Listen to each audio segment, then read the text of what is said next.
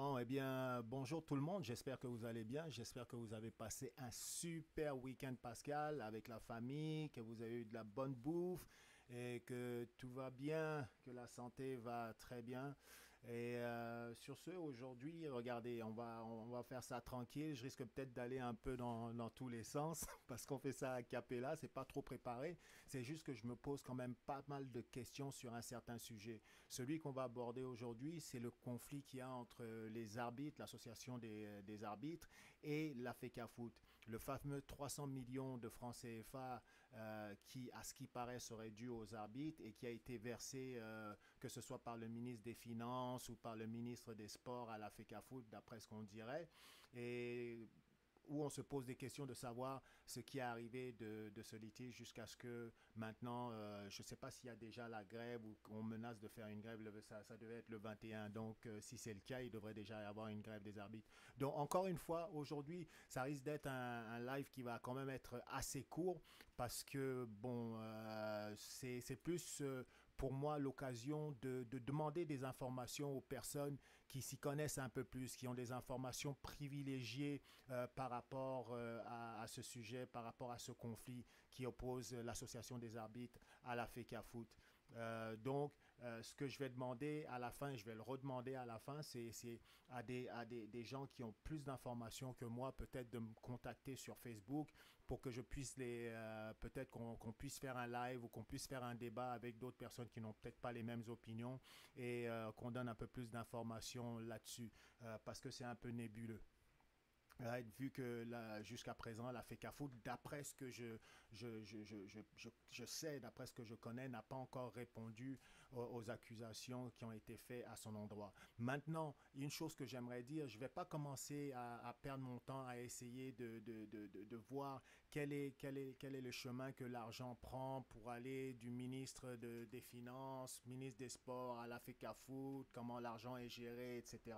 C'est pas de ça que je veux parler aujourd'hui. Je veux pas parler non plus de la structure légale entre, je sais pas, une association des arbitres et un syndicat des arbitres. Est-ce que une association a le droit de demander à ce qu'il y ait une grève des arbitres et est-ce que les arbitres doivent acquiescer à cette demande? Donc, c'est pas ce que je veux savoir. Ma question est plus sur un point fonctionnel et sur un point éthique au niveau de la FECAFOOT et de sa relation avec les arbitres qui, à mon sens, sont sous sa direction. Et c'est la FECAFOOT qui s'occupe de gérer les activités de ces arbitres. Donc j'ai quelques questions, des questions que auxquelles j'aimerais qu'on réponde, des questions peut-être aussi une fois qu'on a répondu, que ce soit sur le chat, au niveau des commentaires, aussi que des personnes qui sont assez à l'aise pour pouvoir passer en live et expliquer à tout le monde ce qui se passe parce que je pense que on essaye actuellement, il y a une campagne, peu importe ce qui se passe parce que les questions sont quand même légitimes actuellement. D'accord, peu importe ce qui se passe, les questions sont légitimes. C'est la FECAFOOT qui s'occupe des activités des arbitres. Et d'une manière ou d'une autre, peu importe les intervenants qu'il y a eu à un moment donné dans cette histoire, la FECAFOOT devrait être au courant de cette affaire-là, des revendications de ces arbitres et prendre autant de temps pour répondre à ces allégations, évidemment, porte à se questionner, ce qui est tout à fait naturel. Encore une fois, je vais le dire aussi, il ne faut pas se tromper, je suis un grand supporter de Samuel Eto'o et je crois en son projet, je crois en son programme et je pense personnellement que c'est la personne qu'il nous faut pour rehausser le football camerounais et lui redonner ses lettres de noblesse et sa respectabilité, que ce soit au niveau, déjà au niveau du pays et aussi que ce soit au niveau du continent africain ou au niveau international lui-même. Je pense que c'est quelqu'un qui est parti d'un certain endroit où il était un peu plus égocentrique et plus centré sur lui-même jusqu'à vouloir faire un projet qui va servir aux futurs sportifs, aux enfants qui rêvent d'être professionnels, aussi qui rêvent aussi de pouvoir vivre de leur sport au pays et qui n'auront pas forcément à s'expatrier pour vivre aussi et éliminer toutes ces histoires toutes ces histoires d'enveloppes brunes qui se baladent par-ci, par-là et de corruption, etc., quoi.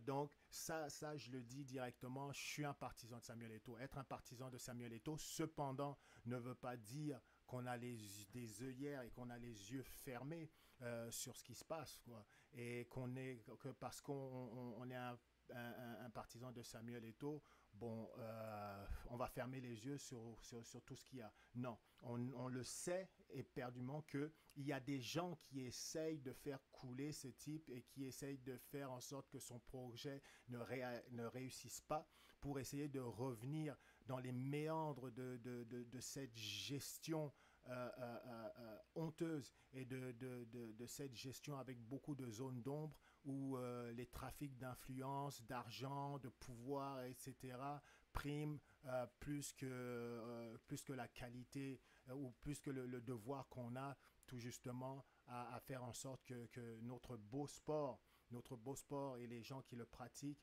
et qui le dirigent prospèrent. D'accord. Il faut être clair là-dessus. Mais encore une fois, comme je dis, ça ne devrait pas nous fermer les yeux et on a le droit d'avoir les réponses aux questions qu'on se pose. Ok, ceci a été dit. Maintenant, voici les questions que je me pose en fait.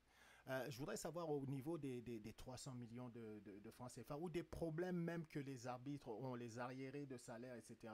Est-ce que c'est un problème qui se pose vraiment? Je sais que, comme vous pouvez le voir, c'est pas des blagues, j'ai fait des recherches là-dessus, quoi. J'ai vraiment fait des recherches au niveau sur ce sujet-là. J'ai même eu des discussions assez enflammées et envenimées avec mon frangin, ouais, où j'essayais de défendre en fait l'indéfendable. Parce que à partir du moment où les arbitres sont sous la houlette de la FECAFOOT, la FECAFOOT est supposée savoir ce qui se passe dans sa maison. Ça, c'est clair et net. La FECAFOOT est supposée savoir ce qui se passe dans sa maison. Tout ce qu'on attend, en fait, c'est des explications et c'est de savoir comment est-ce que la FECAFOOT a géré cette situation, si elle était au courant de cette situation. Et d'où mes questions, quoi. Était-elle au courant? Est-ce que la FECAFOOT était au courant de la situation qui se posait avec les arbitres au niveau de ces 300 millions de francs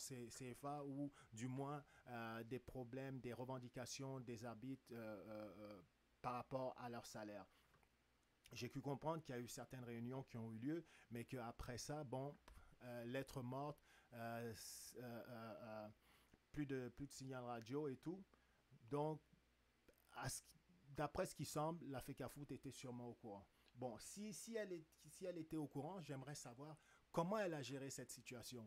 Et encore une fois, comme je le disais, comme je viens de le dire tout de suite, il semble que la FECAFOOT a fait une réunion et qu'après cette réunion-là, il n'y a pas eu de suivi, d'après ce que dit l'association des arbitres. Maintenant, si elle n'était pas au courant, comment est-ce possible qu'elle ne soit pas au courant? Et ça, c'est une question ou une supposition qui me fait peur, en fait. Parce que pour moi, c'est impossible que la FECAFOOT n'ait pas été au courant de ce qui se passe.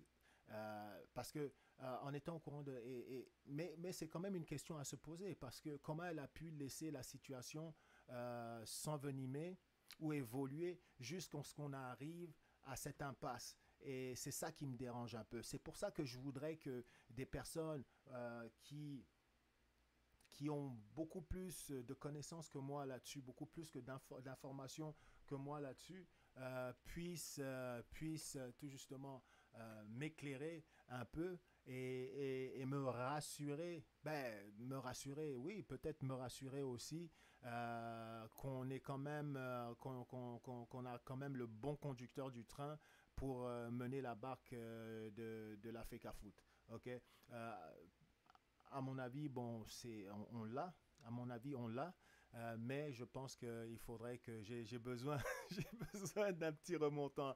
Alors, regardez, je vous ai dit qu'aujourd'hui, ça allait être un petit live qui posait juste des questions parce que je vais avoir beaucoup plus d'informations là-dessus et peut-être je voudrais aussi donner à la personne, à d'autres personnes la possibilité d'avoir des informations qui leur permettent de comprendre ce problème-là, ou si c'est un débat, carrément permettre à deux personnes, un qui peut-être est du côté de la FECAFOOT et l'autre qui est du côté, disons, qui favorise l'association, et un qui favorise la FECAFOOT, de pouvoir échanger leurs idées, et que, bon, que les gagnants soient les gens qui vont regarder cette émission pour qu'ils puissent se faire leur opinion d'après les arguments de tout un chacun. Je pense que avoir une plateforme qui permet ça, déjà pour moi, personnellement, c'est quelque chose que j'aimerais. Pour moi, personnellement, c'est quelque chose que j'aimerais et qui, sincèrement, ferait en sorte que je comprenne beaucoup mieux ce qui entoure toute cette situation. Parce qu'on a des gens qui sont derrière la FECAFOOT, on a des gens qui sont derrière l'association des joueurs, et on sait qu'il y a des torpilleurs, on sait qu'il y a des sous-marins, on sait qu'il y a des gens qui n'attendent que le bateau coule pour aller manger les corps. Donc, regardez, ce serait intéressant d'avoir ça. Je fais encore mon appel à tous ceux qui connaissent les dessous de cette situation-là, que ce soit favorisant l'association des arbitres ou que ce soit favorisant la FECAFOOT, pour que ensemble on puisse essayer de voir un peu plus clair dans cette situation, parce que j'avoue que de mon côté, c'est un peu nébuleux. Donc, les gars, merci d'avoir écouté ça. Je ne vous occupe pas plus que ça. Je ne vous fais pas, je ne vais pas prendre plus de temps que ça.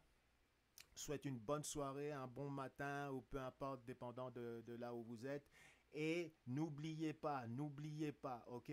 Cliquez les likes, sharez, partagez le vidéo, et surtout, laissez-moi savoir si vous êtes intéressé tout justement à débattre de cette situation. Ce serait très intéressant, au lieu de rester dans le couloir, de débattre de cette situation et de faire profiter tout le monde de vos connaissances. Ok? Allez, salut à tout le monde.